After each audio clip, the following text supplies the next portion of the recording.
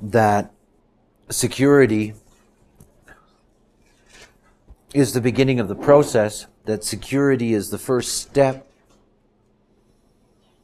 Yet at the same time, the moment that we move from the first to the second tone, we move away from what we know as the tribe in design, and we move into a collective stream, the collective stream of taste.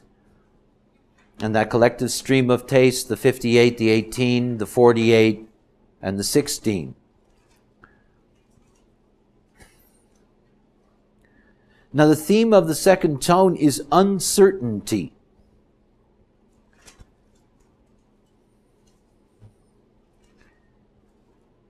Once the tribe has established a pattern, and once the tribe is secure in that it recognizes that it is able to maintain its basic needs, shelter and food, and that there is a sense that there is going to be continuity, that the whole question of basic security is dealt with. But that does not mean that one is truly secure. After all, the linking field here is individuality, is the acoustic and the mutative. Now, both the tribe and the collective fear the individual. That is, they fear the individual because the individual represents the unexpected. It represents the mutative surprise, if you will. And of course, as we look at each of these tones, we're always missing the acoustic because, of course, this is the larger connecting field, but you can never ignore it in terms of looking at how these things operate. Uncertainty. Uncertainty is about the challenge, the ongoing challenge to established authority. For example, the uncertainty in the tribe based on the fact that the headman happens to be hereditary. Now, the tribe is always concerned that the king's son will be more stupid than the king, and that the tribe is going to have to suffer years and years and years being led by an idiot. And of course, that went on many times. Now, the collective force of security steps in there and it says, wait a minute, I am uncertain whether genetic heredity alone is going to be valid in establishing who rules the tribe.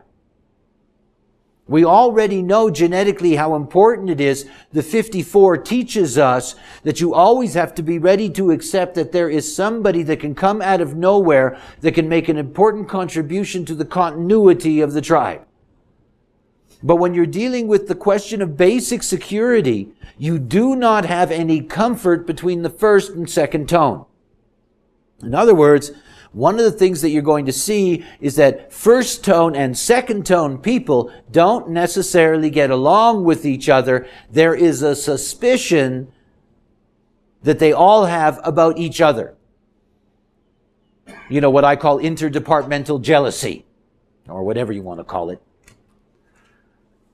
In other words, there is difficulty always. Think about it this way. The tribe finds the collective threatening. That's obvious. The collective comes along and wants to give a universal patina to everything. So the tribe is going to find that threatening because the tribe doesn't want to lose its children to the collective. The collective is afraid of the tribe because it considers the tribe to be hot, uncivilized, that the tribe needs to be cooled out. And the way that you cool out the tribe is that you shatter its standards, you shatter its authority by showing it that the collective can do better for it. Now, this is what we have as geopolitics today. I mean, this is one of the most common things that we have. So, for example, my experience of living in Europe through the growth and development of the European community. You know, in bringing in small countries, the most recent, for example, Austria. You know, here's a country in which the rural population are small farmers. And what they're growing is local produce, tribal.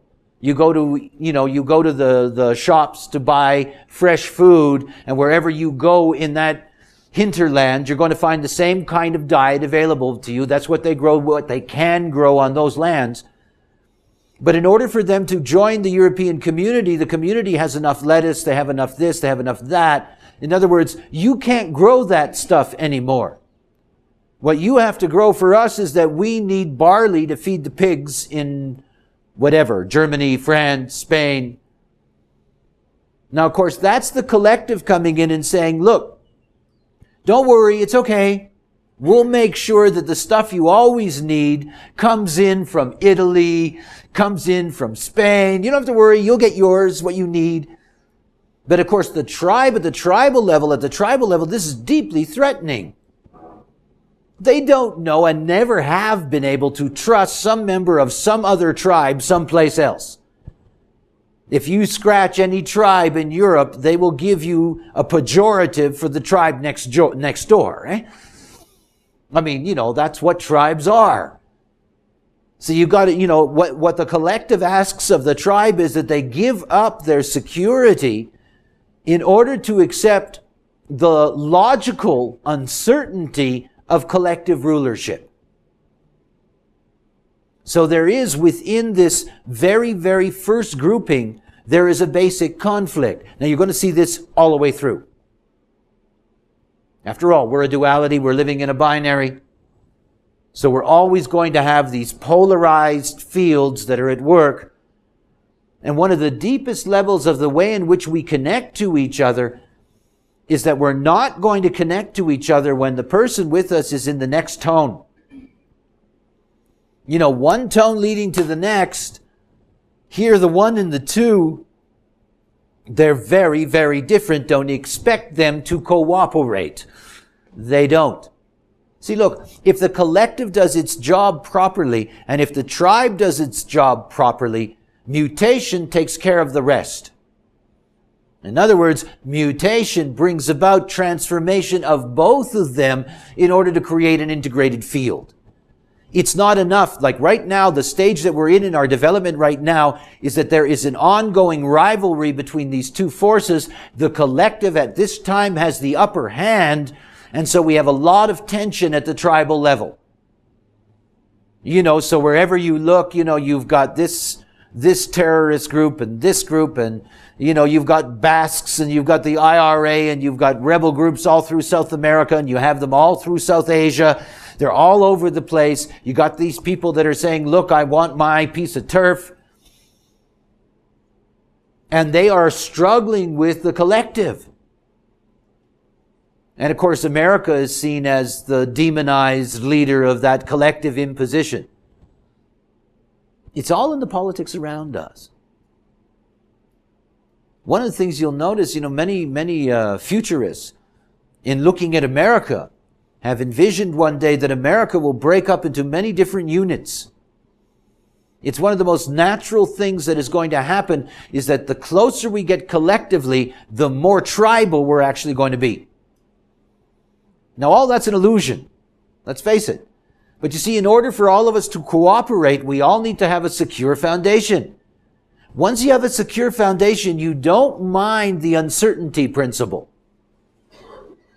Remember that logic is about experimentation. The collective must prove to the tribe, that what it's offering is better than the old tribal way and no threat to the tribe in them becoming involved. But as I said, the only way in which they can reach each other is through the medium of the acoustic, and this is the mutative field. So this is the individual and the collective that will recognize the need of tribal security. It will be the individual within the figuration of the tribe that will recognize that mutation is necessary in order for the tribe to survive. Not to die, not to give up, not to lose its identity, but to hold on to it through a larger union. You ever driven through Liechtenstein? If you're smoking a cigarette, when you're finished, you've left it. And they've got a vote in the European Union and they're treated with respect. But if you go into that if you go there and you go on a national holiday where everybody's still in the same costume, these are very, very sophisticated entrepreneurial business bank culture, one of the highest standards of living in the world. When you go there on a festival day, and they have a lot of them, and it looks like 1822, and everybody's happy to be in their costumes and whatever. See, they made it. They made it. They didn't get wiped out. I mean, I know Germany very well. There's so many different tribes in Germany. They all want their own little, and this is healthy. So there's this basic conflict that's there, and without the intermediary, without the mutative potential, without the ability to have a force that can meld these two together, they're always going to have distance from each other because they will not trust each other. That has a deep impact on who you connect to in terms of your work with the whole that has nothing to do with who you think is good for you or not. I've always told you the genes run your life, They run your sexual life, your partnership, all of these things. And to understand that there are many things that are going on at a deep level where you say, I don't know why I don't want to be with this person. There is no understanding of why. You like them, they're nice, they're friendly, they're warm, they're this, they're that. There's all the things, whatever it is that you need to make and there's something, and you can't get there. You can't get there. Because when you get down to what you're really here for, you got very different jobs. And you're not meant to be able to make that connection unless there's somebody acting as the intermediary that's going to be able to pull you together in that. So, uncertainty as a principle, which by the way is a principle in physics. Let's start with the way in which that operates. First of all, the nature of taste. Now, obviously, we can have taste at a very mundane level. The taste of something in your mouth is an example. And the way we anthropomorphize that taste into a mental concept. I don't have a taste for that music. I don't have a taste for that person. But what you're really seeing in that is that what taste represents at a mundane level, in other words, when we were very, very primitive as creatures, taste was the beginning of our intellectual judgmental process. In other words, taste is judgment. It's why when we deal with this stream and we begin with this first channel, we're dealing with a channel of judgment, a design of insatiability. Now remember, the tribe wants everybody to be satisfied. That's the whole thing about the tribe. You're all satisfied? You don't need to leave. Everything's okay here. That's what they want. They want everybody to be cool, everybody to be satisfied. They don't want anybody dreaming about getting outside the walls of the tribe and escaping. And the collective says, never be satisfied. That's very, very disturbing to the tribe. And it's judgment.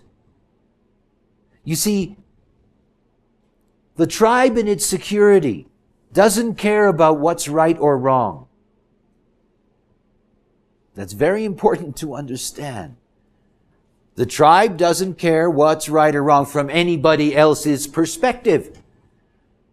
The tribe only cares about what's right or wrong for it. Now that's correct for the tribe. Now, of course, we often find that when we see that politicized, we often can see that as being reprehensible. In other words, the tribe slaughters the next door tribe because the next door tribe happens to have resources. That's good for the tribe that wins. It's real lousy for the tribe that loses, but the tribe that wins doesn't care. They're doing it for their own good.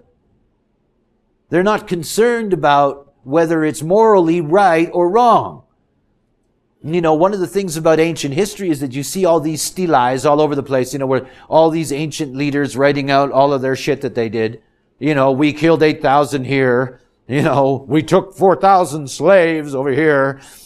And of course, their own people would go to those stelae and admire it and, we did it and we won and what a great battle and we'll always remember that and blah, blah, blah and on and on and on and on and on. It's very cold-blooded. The tribe doesn't care. As long as their security is okay, that's fine. If there's a tragedy in the next country Yes, yes, yes. There are always going to be people who feel bad, but most of your tribe is going to just brush it off. It didn't happen to us. It didn't happen to us because we're better. We smell better. We got a stronger bond, whatever the case may be. But you see, look, the logical part, the uncertainty part, is about judgment. And of course, that judgment is what gets the tribe upset. The collective judgment is, no, Saddam, you can't do that. You can't go into Kuwait and just take it. And he's saying, yeah, but it's good for my people, man. There's all those Rolexes and gold. There's all that oil. And I got a lot of poor people to feed. And these are a couple of sheiks down here just jerking off. I want it all. And my tribe's stronger than their tribe. Why can't I take that?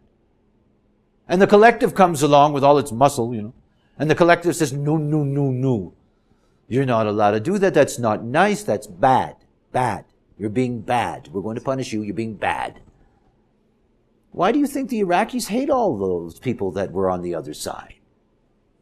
I mean, instead of them getting what tribally was rightfully theirs, after all, they've been fighting wars for thousands and thousands of years. I mean, they got more war monuments going back further than anybody, and they know that's the movie. That's what tribes do. And if you can take advantage of the tribe next door and wipe them out and take their women and give them your gods, you've done a hell of a good job. And you've enriched your people along the way. I am a river to my people, And the collective comes along and says, no, this is really bad. You can't do that. These poor Kuwaitis, you can't take away their Cadillacs. It's not allowed. See, this is a basic conflict that's out there. And of course, the conflict becomes rooted in morality. And it's one of the things to see about bringing security to planet Earth. That security being brought to planet Earth is being brought there by moral agents. It's morality that binds the collective. Blood bonds the tribe. Morality bonds the collective. So you had all these people all over the planet, who get cranked up about the poor, suffering, whatever, the Ethiopians that are starving again, and so forth and so on. It's all about morality. We cannot let these people suffer. Tribally, nobody cares. Let them die. They don't know how to feed themselves anyway. They're lousy for the gene pool. They're just bleeding resources.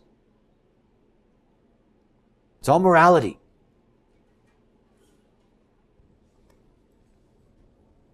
People are always wondering why we have all this religion and, all of this stuff.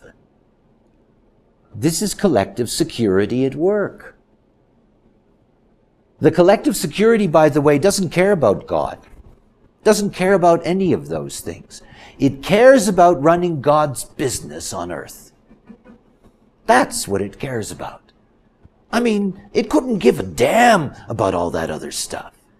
But you see, there's only two kinds of power. There's the power that you can just take out of brute force. And there's the power to manipulate. And that power to manipulate by using intangible forces is what religion is all about. I mean, after all, nobody that runs a religious practice could ever tell the people the truth. They wouldn't come back.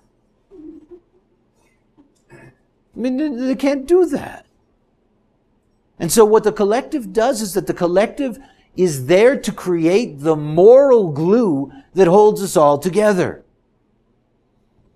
That's why in the collective established by Western culture, that the devil is so feared. You got to have something to use, in the morality business. The fear of evil, blah, blah, blah, all this stuff. And by telling everybody what is good, and that's what is right, and that's what they must do, that's how the collective controls the movie. Until the individual comes along and changes the game. After all, nothing wins against mutation and evolution. Nothing. Now, we live in a time of collective ascendancy. Because we live in a time of collective ascendancy, there is a deep fear in all of us. In all of us. And that fear in all of us is the uncertainty of whether the collective really knows what it's doing and can actually get us there safely without stripping away the basis of life itself. That what is the cost of the collective winning such a battle? Now, by the way, it won't. Can tribes survive? Can the spirit survive? Obviously, the tribe says no. Now, remember something about the collective and about judgment. If you cannot identify with the judgment, it has no value. Yeah, I've been smoking marijuana all my life. I don't identify with the law. There is no way morally I'm going to see myself as being a bad boy. That doesn't mean that the law won't, but that's none of my business. In other words, if we cannot identify with the morality, it has no power. If you look at the 16:6, the great line of propaganda, if you look at the 16:6 gullibility, you can see the work of the collective. The work of the collective is, they're all rather silly and immature and ignorant. We can get them to identify with us. We can get them to identify with the collective by propagandizing the advantages of the collective, by propagandizing the moral value of participating in the collective. And the collective is really good at that kind of propaganda. It's like looking at these enormously expensive corporate ads that don't tell you anything. But they bring you into this kind of space, where the collective is this nurturing force that's never going to lead you wrong. None of them have ever had to deal with U.S. West. Right?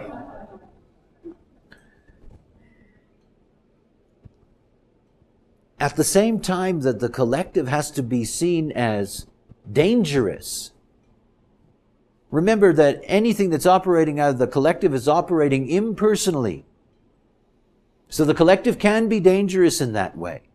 It can say it's correct for us as a species to sterilize all our retarded children. The collective can do that very, very easily, cold-bloodedly, coolly, just as a judgment. A logical judgment. Now, of course, that infuriates the tribe, obviously. I'm not going to come and take my children over my dead body. You end up with a real conflict in all of that. But the thing that's so interesting about that is that how many people will be taken in by the collective's propaganda, who will be sitting in front of their boxes going, yes, that's a good idea, isn't it? And they're nodding their heads. They don't have any retarded kids, so, they don't care. But logically, it seems to make sense. Yes, that's true. We won't have any more of them,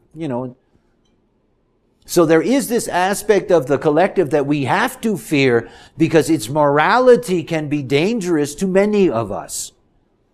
Remember, in the logic of the collective, a simple majority, 50.000000001% is enough to change the tide, because that's logic. That means that there's an awful lot of beings who may be on the other side of that who didn't want that. And of course, this is always the conflict inherent in logic. If you look at the 31st gate, if you look at the fourth line, which is called intent, this is the gate of influence. And the interesting thing about that line is that that line expresses the problem the collective always has with judgment. That line of intent is about no matter what you do, half the people are going to love you for it and half the people are going to hate you for it. So no matter that Bill was at the helm, and whether he was getting a blowjob along the way or not, doesn't matter. He was at the helm for 8 years. This country's very successful, yet there's going to be an awful lot of people in this country can't stand him. This is the whole thing about the collective. In the collective, you never get what the old communist world tribe gets, which is 99.99% voted for whoever. The collective doesn't operate that way. And it means built into the collective is an automatic uncertainty. So even while the collective is propagandizing you, yesterday watching CNN, there were these administrators at Los Alamos saying, everything's cool. And these were fanatical ecological whiz-bangs in Santa Fe going, no, it's not. No, it's not. And they're all part of the collective. You know, it's built into the collective. And built into the collective is if you lose in the selecting, you don't trust who selected. You're immediately uncertain. And of course, this is what makes the tribe nervous, because the tribe doesn't understand that. You know, the tribe has the hombre fuerte, you know, has the heavy dude at the top that says, this is the road, this is the way, this is what you do, this is what you eat, this is what you go. And everybody says, okay, no problem. And there's nobody sitting around saying, you know, the chief is nuts. You know, you don't get any of that. But the moment that you have that from the collective, where you got an elected, selected collective force saying to you, everything's cool, we shut down the reactor in time, you know, there's always going to be people in the collective screaming and yelling. And this is what makes the tribe nervous. The tribe always says, see, they don't agree. You see? You know, and if you guys can't agree, why should we do what you want?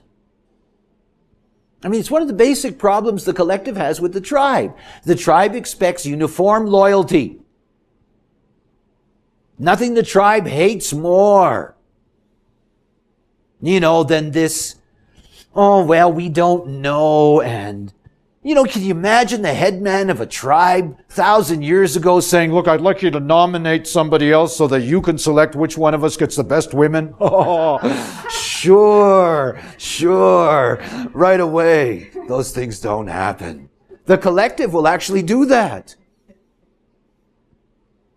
So you see, the tribe doesn't trust them. It doesn't trust them because it always appears that the collective is sort of neither this nor that. And that's why the collective is always so busy propagandizing. You know, not only is it trying to sell all of those it can sell, it's trying to keep those that are with it in line. No, morally we're right. No, morally we're right. You know, we're on moral ground here. You know, we're the good guys. Eh? It's always so nice to me how the collective is always assuming they're the good guys. Even the mafia. You know? It's wonderful how all these collective organizations really think they're providing a service. I mean, the mafia does. I mean, you know, the prostitution and gambling and drugs and all of these things do provide a service. They're very proud of it. Collectives are like that. And they just have a reverse morality. They're wrong to pick on us. All we're doing is serving the people. So the tribe and the collective have a basic problem, yet both of them are responsible for our security. That's why I say to you, you cannot have a victory here. You cannot impose that victory. You cannot say to the tribe, look, you have to give up your basic security. It doesn't work. And the collective can't win. In other words, the collective can never be allowed to homogenize us into that kind of structure and pattern. Because then we will lose our creativity. And of course, the moment we lose our creativity, what I'm really saying is that we lose our genetic creativity, our ability to be able to bring into the world new and revolutionary genetic forces that will give us what we need in order to be able to survive into the future. And at any given time in the genetic pool, you're always in a process of creating movement that's only going to flower hundreds and hundreds and hundreds and hundreds and hundreds of years down the road. It's the way that it works. It's not quick. And we have been, since the late 18th century, we have been in an ongoing battle between the collective and the tribe. And the tribe is taking a beating. And of course, there has to be a balance that comes to that. A way in which the tribe can maintain its dignity and at the same time allow the collective to move us forward in organizing us so that we're more efficient. Let's return to the second tone. The language is funny. This does set the tone, if you will, for what it is to be in form. I mean, that's what tone is all about. You know, it really sets the frequency, if you will, of how you're going to operate in the world. Now, we've seen in looking at the first tone, and you'll see this, whether we're looking at the first tone or we're looking at the first color or we're looking at the first line, you're looking at things that are very similar in a sense. In other words, you're looking at the need for a solid foundation at the beginning, and if that solid foundation isn't going to be there, you're going to have insecurity. And that's something that's going to operate through at any level. So in looking at the first tone, we've seen this basic need for fundamental security. And then we move to the collective. Now, I did my usual spiel about how cruel and nasty and horrible and despicable the collective can be, taking away our little retarded children and, all of that stuff. However, it's also important to recognize the value of the collective and its importance. Geez, I really have to do that? Anyway, individuals don't like the collective. I mean, I'm glad to visit any tribe. I'll even put on their costume and do my thing with them. But the collective for me always has a kind of, I don't know. Anyway, so the positive of the collective, they organize us.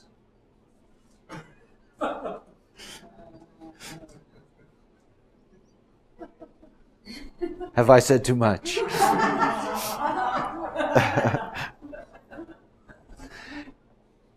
That organization is an essential ingredient, obviously. Everything about logic is absolutely necessary for the security of what it is to be a human being. We must have our patterns that are reliable, otherwise there's no way in which we can go about the business of our lives. We cannot be productive, we cannot grow, we cannot do any of those things.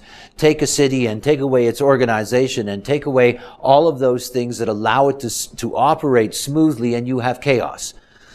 That chaos takes enormous energy to be able to survive in that. Imagine that you live in New York City and nobody is bringing truckloads of food in. I mean, you've got a problem right away. In other words, one of the things that we need as a species is that we need to have organized patterns that work for us, patterns that are reliable. Now, of course, this is the whole thing that the collective has. I mean, that's the collective's gift. It is its ability to be able to establish viable patterns, to propagandize us to these patterns, and to assure us that they're good for us. I mean, I can remember growing up in the 50s in Canada, and there was a whole question about fluoride in the water. Now, the collective wanted fluoride in the water. The collective kept on telling the tribe, now look, it's not going to hurt you. It's not going to hurt your children. I mean, water, eh? I mean, water is a precious thing. I mean, one of the things that the United States never tells its citizens is how many tens of thousands of people get sick every year from bad water in this country. I mean, water is a ticklish subject, and you don't ever want to get society upset about water.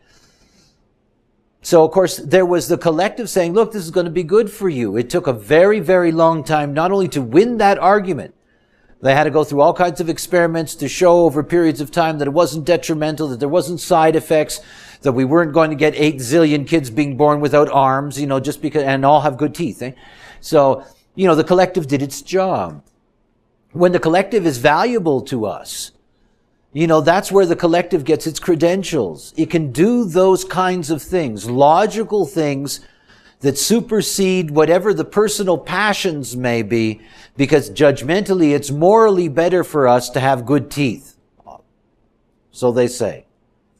I mean, I don't like the collective, so even when they say something that's right, I'm annoyed. That's not true, but anyway. Yeah. We can't do without them. I know that within my own process. Here I am with my definition being deeply, deeply individual. And yet the only way that I can teach you is collectively. I mean, I have to use collective language. I have to use formulas. I have to describe the pattern. I have to make you secure with the pattern. I got to do all the things that the collective does. However, it's mutated.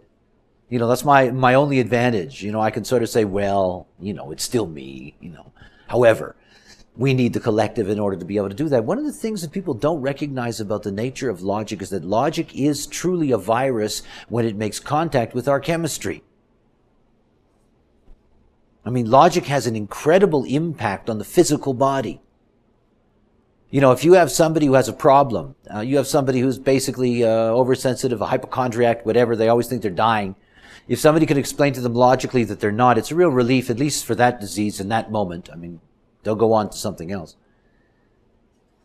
Logic is essential for us. So in looking at the uncertainty, looking at this whole program through taste, through judgment, through morality, recognize that it has a very, very important value to us. We need to be swayed by that morality in order to enter into the collective. All of us. Okay. I've been very nice to them. Now I'm going to ignore them again. Think about the way in which this works biologically in us. You can see that the first tone is operating through smell. So imagine you've got a first tone. Understand what that means. It means the hierarchy of the way that consciousness operates in you operates primarily through pheromones, operates primarily through what we call smelling. In other words, that's the most important thing you do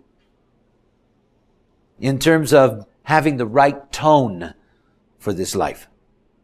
If you're somebody that's there with taste, if you have the second tone, everything about the way in which you operate is about the judgmental faculties that you develop from the first moment that you start putting anything in your mouth.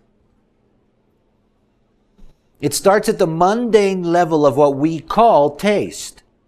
I mean, that's its most primitive level. But from that primitive beginning, it becomes intellectualized. We have a vast dilemma with mind. Aside from the fact that we assume that mind has has inner authority for us, that mind can dictate to us what is right and wrong and what we should do or what we should not do, is that I want you to try to grasp for a moment what the mind does. The mind grabs chemistry. This is what the mind actually does. The mind latches on, if you will, to whatever the prevailing chemistry is that is in the vehicle. So, for example, if you are physically angry, I know this procedure, your mind is going to grab that chemistry and become mentally angry. If you are emotional in the physical body, the mind is going to attach itself, is going to grab onto that energy. Now, by the way, it's not like the mind is wanting to do that in that sense. It will automatically conform to the energy field that's being processed through the vehicle. It tells you a lot about the way in which the mind twists back and forth. It also tells you about how easy it is to bring things back into the mind. For years, people used to say to me, well, how does that emotional wave work? I'm alone, I'm in the bathroom, I'm taking a bath, and all of a sudden I think about Harry and I start crying. If you're in your emotional wave, if you're an emotional being, you're always in your wave, your mind is going to attach itself to wherever you are in your wave. It's not like you can separate that, you cannot. It's one of the things about understanding what it means to live in a vehicle in which you are the helpless passenger. I'm awake and I'm aware and I watch anger take over my mind. And there's nothing I can do about it. I mean, the fact that I am no longer ignorant means that there's nothing to act on. There's only something to witness. So think about how this worked at the very beginning of the judgmental process. At the very beginning of the judgmental process, when you take something and you put it in your mouth and it tastes good, what's going on inside of you is a chemical reaction. This is chemistry. The chemistry of your vehicle is interacting with the substance that you're putting in, and your mind will attach itself to that chemistry. This is good. That's bad. Identification. To identify what is good, what is bad. So everything about the uncertainty principle begins with taste. Now look, if you grow up in a tribe where there's only 3 things you eat, there is a vast limitation on your ability to judge correctly. Do you notice what the collective has done to us? Go into Safeway or Bash's or whatever. The produce comes from everywhere. there's as many tastes as you can imagine. Not only that, you've got sections where there's all the artificial tastes. You know, the added on pheromones, the bubble gums, and, you know, the polish for the leather upholstery, and all of these various things. And of course, the more variety we have in taste, the more judgmental we become. I mean, after all. And we become much more refined in our judgmental process. This is good, but this is better. But this is better than that. And on and on and on. That's what leads to the great collective pitch. New and improved. Right? It's always there. So judgment is rooted in diet. The 18th gate is the gate of salt. Make it tasty. You know, make it tasty and it's palatable to the people. You know, a little bit of something helps the medicine go down, whatever it may be.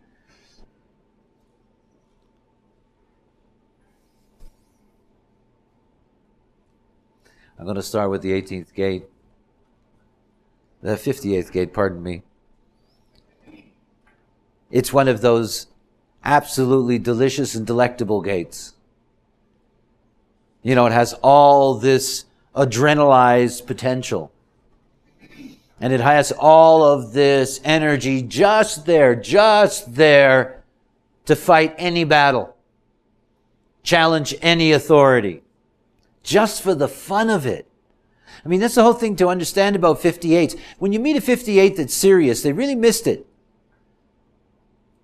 Now, if they have the 18, it's a different story. I'm just talking about the 58th gate. The 58th gate, if you look at the first line of the 58, and remember all first lines of the foundation of the 58th gate is the most beautiful, beautiful love of life. It's this flowery, schmaltzy, wow, it's great to be alive. It's wonderful.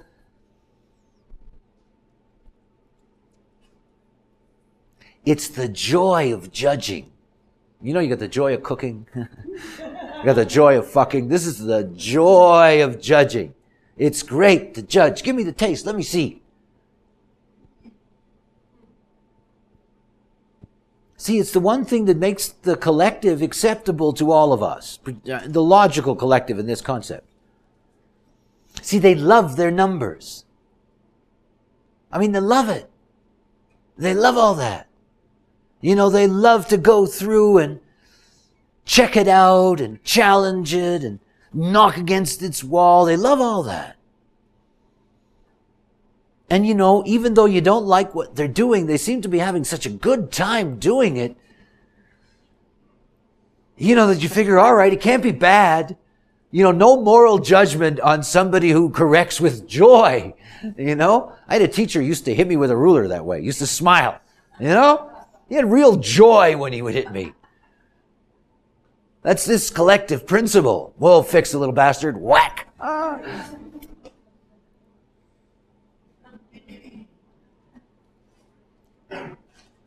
It is the acceptance at a very deep level that everything is uncertain and you might as well really enjoy dealing with that.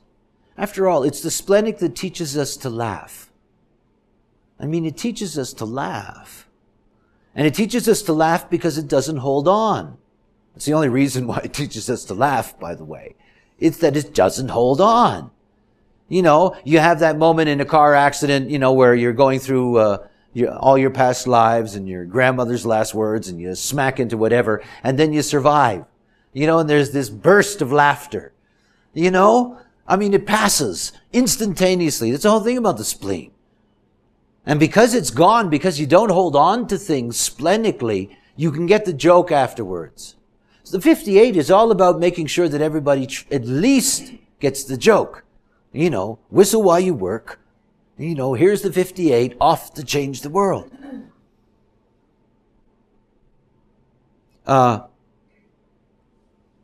It makes its impact on the 18th gate extraordinary.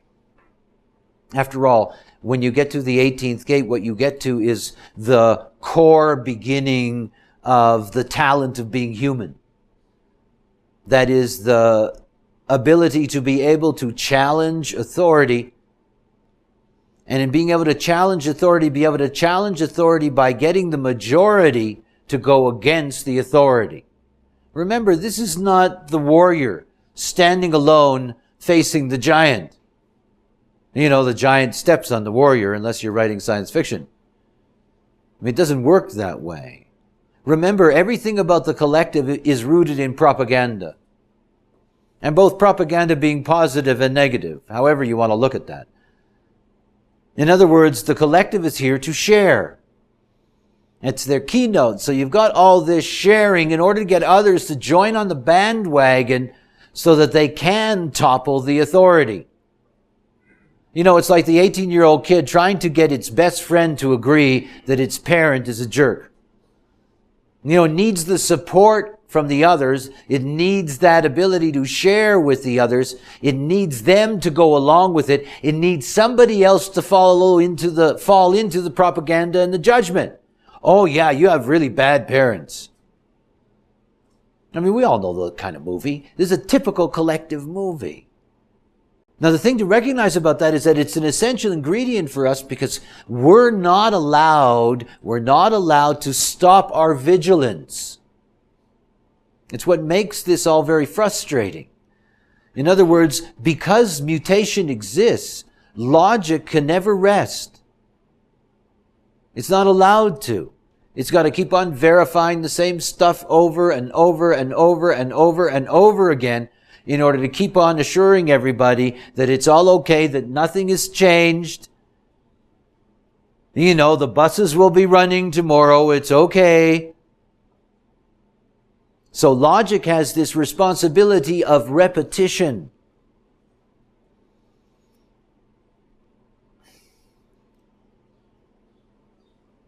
There was this clip I saw on one of these cable stations of somebody visiting a tea tasting room in England. And there's tables lined up from one end of the room to the other. And there's cups of tea all the way down.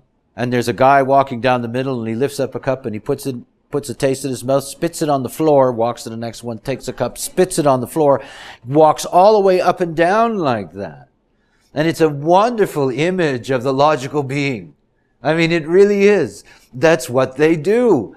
They keep on taking taste and spitting it out and taking taste and spitting it out. They're going through this repetitive process in order to find excellence. I mean, in order to find something they can identify with. His job was to select blends, that were going to be marketed.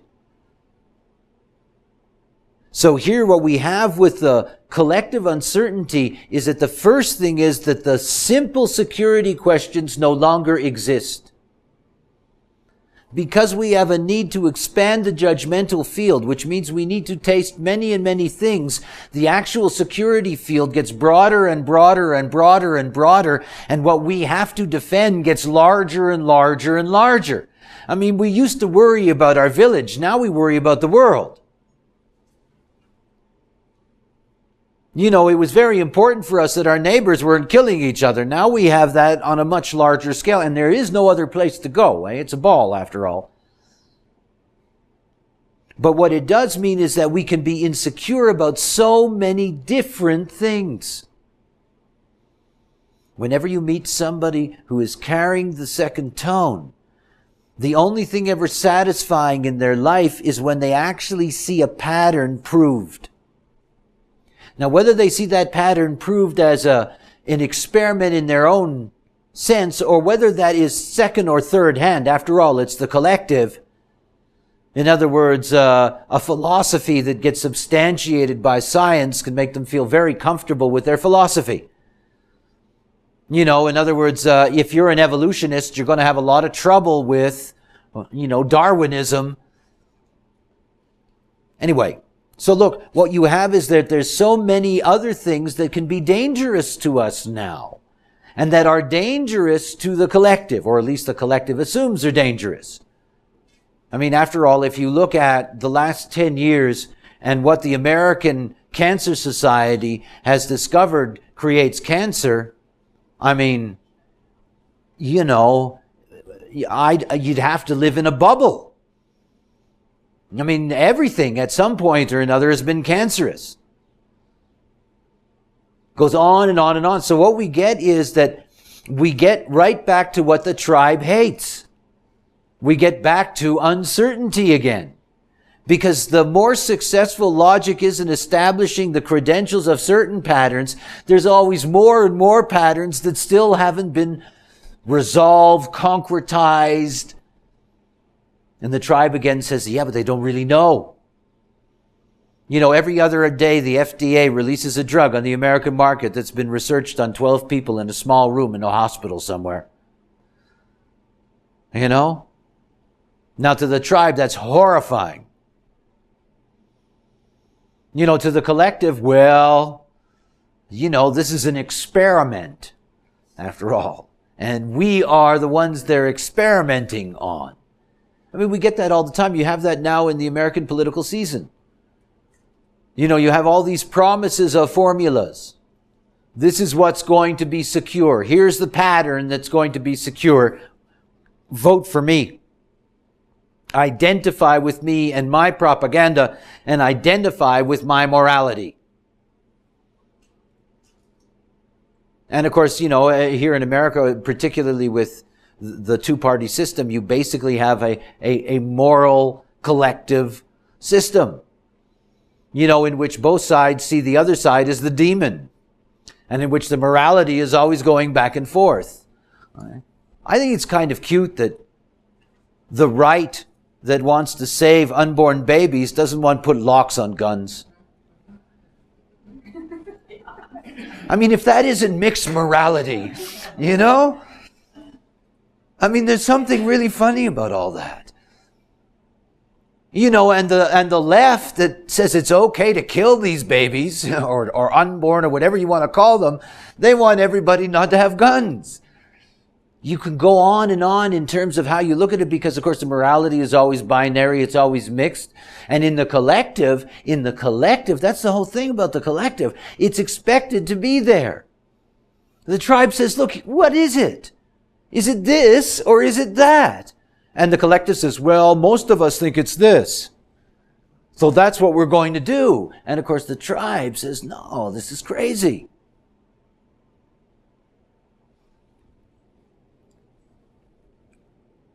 When you go into a African village today in Uganda or in any of the Central African states that are being decimated by HIV, the fact that the collective is willing to do something about that opens the tribe up in a hurry. And it's one of the things to understand about the tribe, is that the only time you change the tribe is when you save their children. If you save their children, you're already telling them that you want their genetic pool to remain. It's not like they take it in that way, but that's the message that they're getting. You're saving their children. And of course, if you succeed, I mean, remember, that's the other thing. The collective often tries to save children only to kill them. Okay. But the fact is that in the context that we have it today, the collective is doing a pretty good job at trying to save the children of the tribes that are in trouble. And this is where they have their most lasting impact. And it's the only way that the collective can truly touch the tribe. You see, the tribe will let the individual in to make love to its sons and daughters to get new genetic material. They already know that the individual is acceptable in the long-term movement of their genetic pool, but the collective is always on the outside. Only when the collective comes to their rescue are they going to pay any attention. And you can see this and the mystery of this in the 18th gate, because this is the Oedipus Electra gate. This is about the challenge to the authority of the father and the mother. This is the challenge of the Christian Scientist child who can be saved by an antibiotic and has a parent that refuses. I mean, after all, this is all about morality. That is a righteous challenge. And of course, this is the whole thing. That 18th gate, what it is always ready to challenge is that it's always ready to challenge the fathers and the mothers. In other words, it's always ready to say, I can look after your children better than you can. We have schools, after all. That's new. That's collective new. Oh yeah, there's been education for a long time, but only for certain classes, only for certain children of certain classes.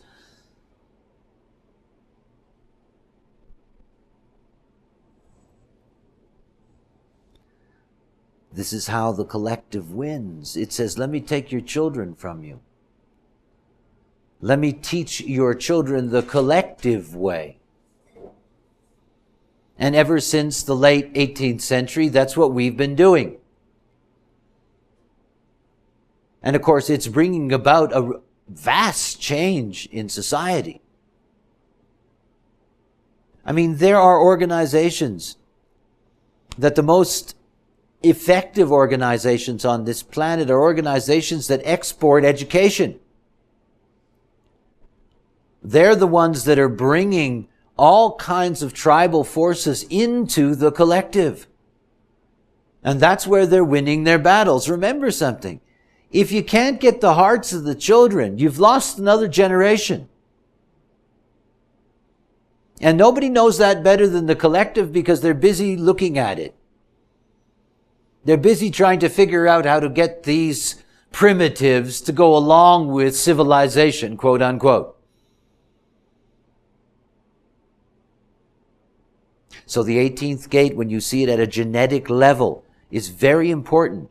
And to see that the challenge is not about your own father and mother. It is the challenge to parenting. And whether that parenting is limiting the opportunities, the possibilities of the children. Because the collective learns very early that this is how they win their victory. They must focus on that. You know, over the years and going through circuitry and things, because this is the channel of talent, I've often talked about how, you know, you get all kinds of protest and all kinds of art forms that are meant to provoke authority out of this stream. And of course, it's a way of propagandizing. And I think of Dylan's impact in the 60s. You know, in which, he said your mothers and fathers didn't really know what the hell they were doing. You know, this was an enormous impact on the society. And this is the way the collective has its power. What they do is they don't challenge you. They challenge your parents. They make them feel guilty. You're not doing the best you possibly can for your child. I mean, if you don't vaccinate your child, the collective jumps on you. You know, if you don't follow that collective pattern, it's not your child they're going to blame. It's you. It's your fault. I mean, you know, the ultimate collective, that's why I say the collective cannot win. The ultimate collective position, you know, is that parents disappear. You know, the fatherland's really your father. And the motherland's really your mother. And we will tell you what you will do and where you will go and who you will marry and on and on and on and on and on and on and on.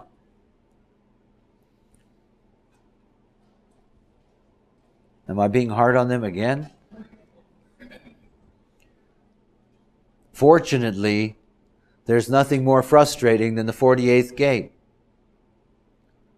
Nothing. It just sits there and sits there and sits there and says, well, I've got the solution, but I'm not able to tell anybody. Nobody is ready to experiment with it.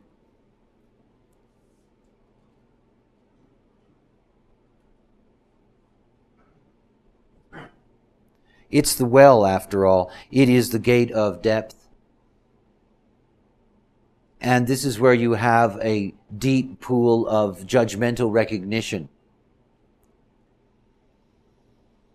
The longer a logical being survives in this life, the more it begins to see that all of the varieties of judgmental things they've dealt with basically fall back into very, very simple original groupings. They're basically the this and that of their fundamental taste. And they learned that when they were children. They learned that from what the variety was at a very early age of what they could come in contact with and begin to differentiate in their judgmental development. The 48th gate has the power within it to be able to provide the solution that can, in fact, challenge ultimately the authority and replace it.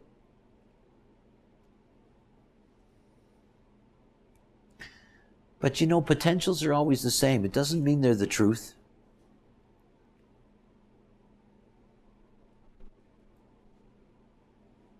See, in the end, all of that ends up with the whole business of the 16th gate and what the 16th gate really means.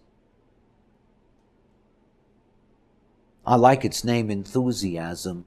It's one of those things about the logical process that's starting with the joy of being and the joy of challenging, the enthusiasm for it all.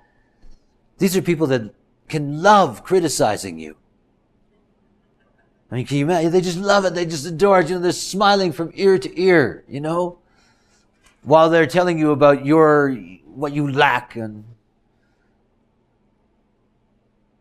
there's a joy in all of that. And their greatest joy, obviously, is to be identified with an experiment that actually works and supersedes previous authority. Oh, that's great. I mean, in the end, that's when they get recognized as being talented and creative, and everybody identifies with them. I mean, the whole thing about the gate of identification is that not only do you, at the mundane level, have to identify in whatever you're going to experiment with, but to see that your whole goal in that is to become a source for others to identify in you, and to identify with what you're identified with. In other words, the logic system can never escape politics and networking. Never. That's how everything happens. You can't do it alone. You cannot challenge patterns alone. You must always have backing. You must always have others who are identified with what you are doing. You can represent them. But remember that nothing is going to be successful in the logical collective until it can get a simple majority. Nothing. And it takes time to get that majority. This is not a mutative process. It's about repetition. It's about these people that year after year after year, they make their presentation looking for some kind of grant so they can try out their experiment. Year after year after year after year.